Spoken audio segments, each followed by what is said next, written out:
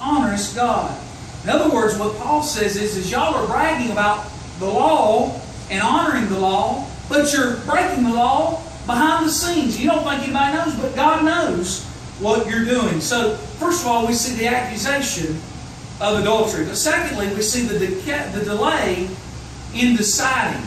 Look at verse number 8. I love this.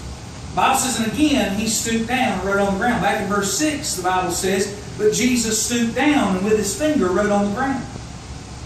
Now, Jesus has the answer because he is the answer.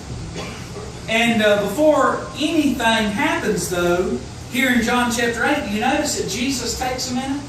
I think it would do all of us a little bit of good if we take a minute before we spoke. I mean, sometimes our mouth kicks in gear before our brain does. Sometimes we say things and we regret saying them after we've said them. I mean, it just does us some good to be like Jesus and just be very careful about what we say, because you can't take words back. I was talking about Don Witt earlier and his wife Judy.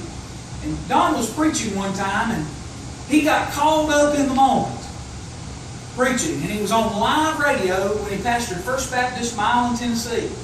And he began saying to young people, he said, make sure you know what love is. Make sure you love one another before you just run and get married. Make sure it's not lust. He said, because one day, he said, that hair won't be blonde, it'll turn gray. I mean, he was getting wound up. You know, he said, one day, that face won't be so smooth, it'll be wrinkled, you know. And he said, one day, what used to be high will hang down low. Like that. He thought about it and he said, oh man. It was on live radio. And then he just said this. He says, well, folks, once a chicken's laid an egg, you can't put it back in. You know what I mean? It's into us all some good just to be like Jesus sometimes and let our brain kick in gear before our mouth kicks in gear, because our mouth does a lot of destruction among God's people. And by the way, it does even more destruction amongst the lost. Now, I want you to see here that some